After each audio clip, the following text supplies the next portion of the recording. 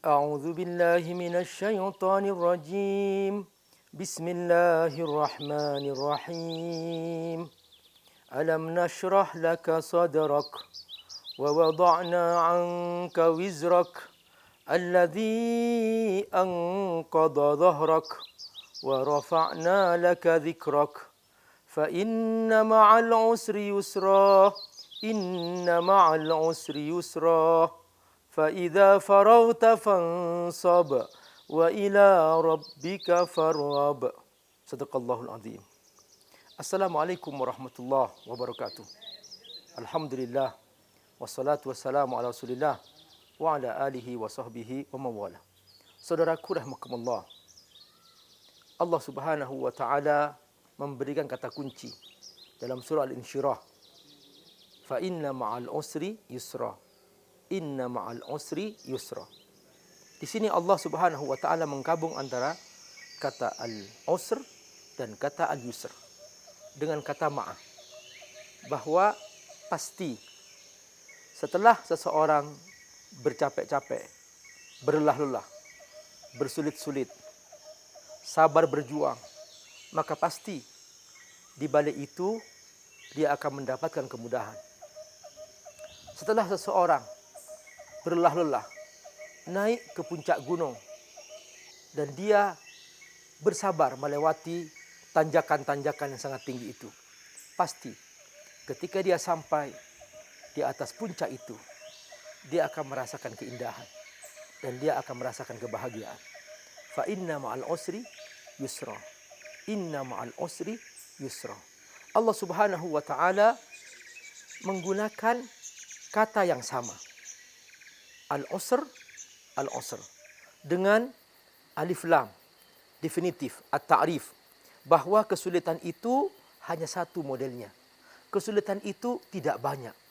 Tetapi Allah Subhanahu wa taala ketika menyebutkan kata yusr, Allah Subhanahu wa taala tanpa menyebutkan alif lam. Fa inna ma'al usri yusra. Di sini nakirah. Yusr nakirah. Maksudnya apa? Bahwa jalan kemudahan begitu banyak, tak terhingga. Maka hanya butuh kesabaran. Semakin kita sabar menempuh kesulitan-kesulitan yang kita lalui, maka kita akan mencapai kemudahan-kemudahan. Kepada anak-anakku, adik-adikku yang masih belajar di SD, SMP, SMA. Sekarang Anda belajar dengan sungguh-sungguh. Lalui proses-proses ini dengan penuh kesabaran. Baca buku dengan baik, pelajari materi yang harus kamu kuasai. Jangan ingin bersenang-senang sekarang. Jangan ingin bermanja-manja sekarang. Karena kalau kau, wahai anak-anakku, ingin bermanja-manja sekarang, ingin bermain-main sekarang, maka nanti engkau akan menemukan kesulitan-kesulitan. Kenapa?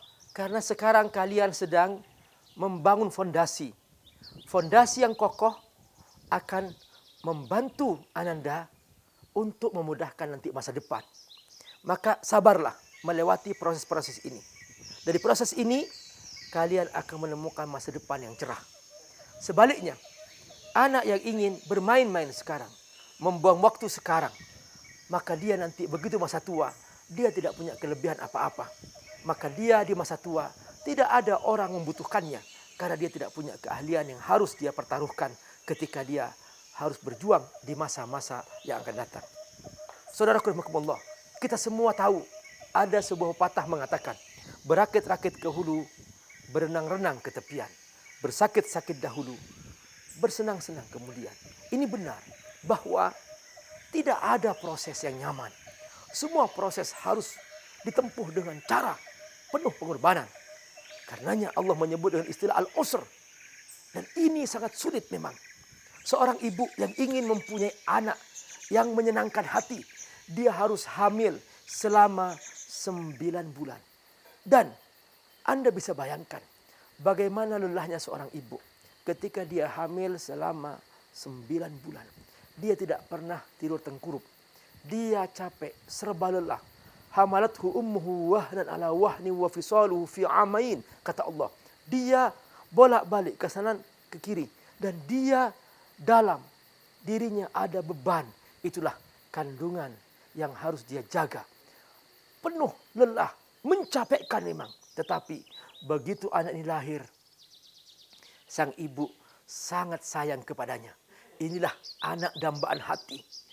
Apapun kelahirannya, anak adalah merupakan kerinduan seorang ibu, orang tua yang sangat merindukan kelahirannya.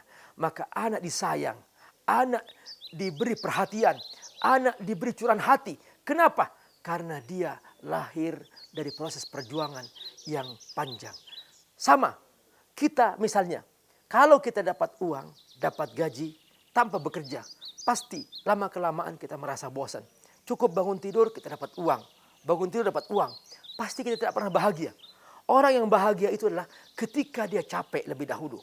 Selama sebulan dia bekerja, di akhir bulan dapat gaji, baru dia akan merasakan nikmatnya dapat uang, nikmatnya dapat harta. Mengapa? Karena ini adalah hasil perjuangan dia selama sebulan. Subhanallah, luar biasa. Bahwa kata Allah, fa inna ma'al usri yusra. Capek dulu, baru kau dapat kesenangan. Maksudnya apa? Allah telah membagi dunia ini, hidup ini dengan dua tahap. Tahap dunia untuk tahap capek-capek. Saudaraku, jangan mencari kesenangan di dunia. Dunia bukan tempat bersenang-senang. Sekarang tahap kita bercapek-capek. Laqad khalaqnal insana fi kabad. Aku ciptakan kamu serba lelah, serba capek.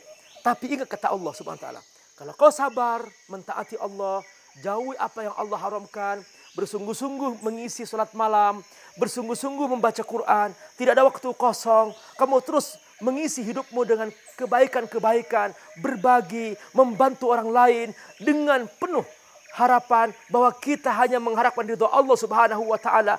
Curahan hati yang seperti ini, kita bantu saudara kita yang ada di Rohingya, yang ada di Palestina, yang ada di Uighur. Kita bantu mereka, kita bahagia. Kenapa?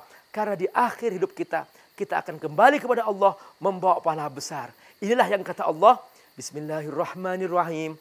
Ya ayyatuhan nafsul mutmainnah, irji'i ila rabbiki radiyatan mardiyah, fadkhuli fi ibadi, wadkhuli jannati.